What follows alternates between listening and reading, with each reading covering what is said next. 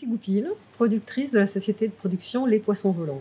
On a produit déjà plusieurs films en réalité virtuelle et on en a déjà produit 2 avec l'aide de la région et du département de la Charente. François Bouille, directeur de studio création VR AR à Paris et réalisateur pour ce jour pour la légende de Biscornet pour le portail Notre-Dame de Paris.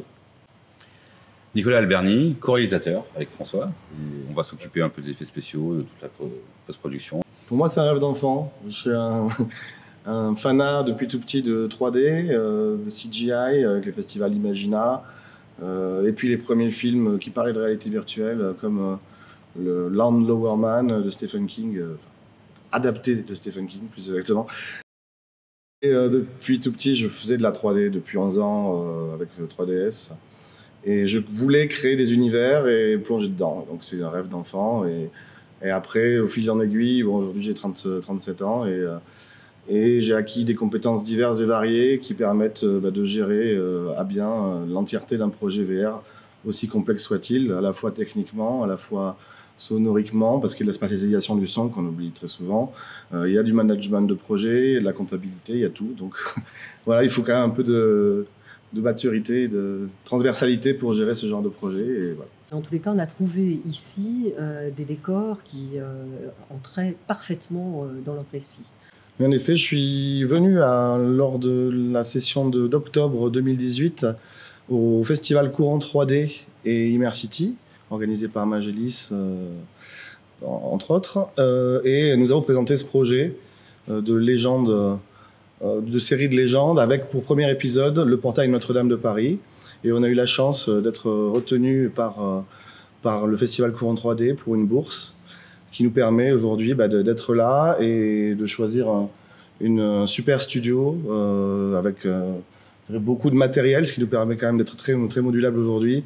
Un fond vert magnifique de 11 mètres et une équipe technique éclairagiste vraiment au top, quoi. La série, globalement, en fait, sera inspirée de légendes.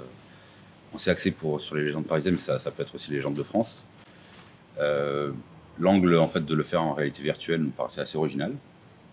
Donc là, pour le coup, pour le pilote, on s'est axé sur une légende que pas grand monde connaissait, qui est celle d'un ferronnier qui a œuvré à Notre-Dame de Paris au XIIIe siècle et qui a fait des ferrures tellement belles qu'on l'a soupçonné en fait d'avoir pactisé avec le diable pour les réaliser. Avoir Notre-Dame de Paris, c'est quelque chose de très compliqué. La cathédrale est superbe, mais la cathédrale a beaucoup changé depuis les siècles.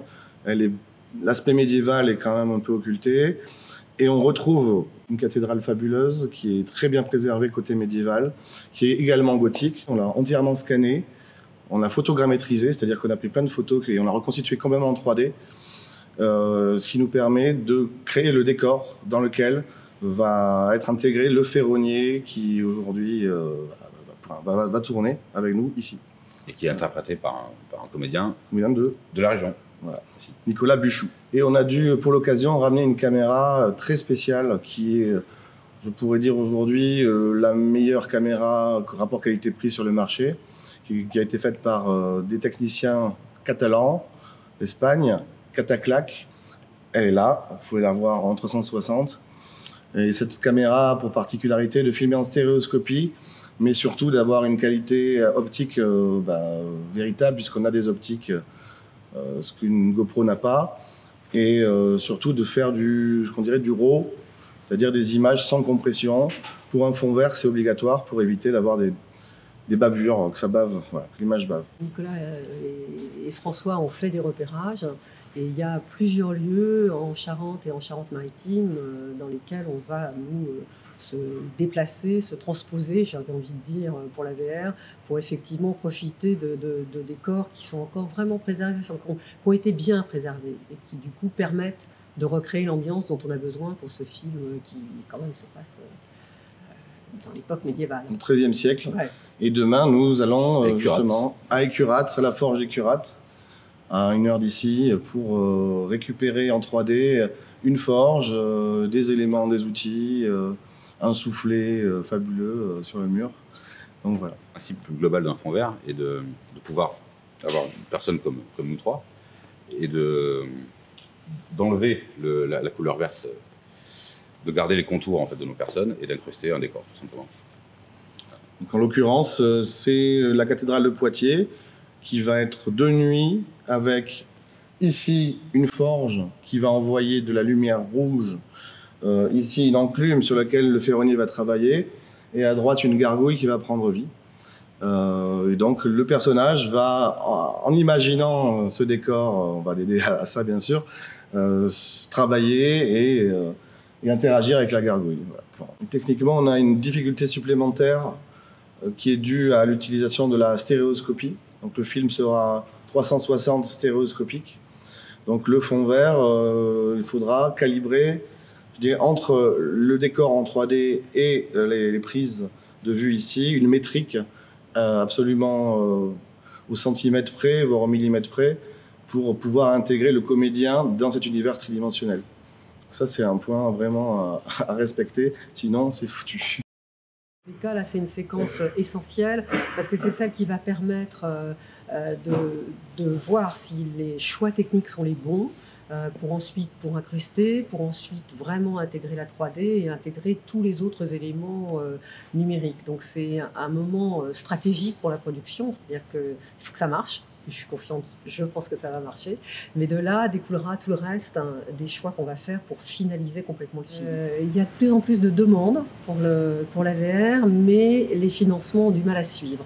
Donc heureusement, c'est vrai que pour tout ce qui est expérimentation, recherche, etc., le CNC est là, sous forme de subvention.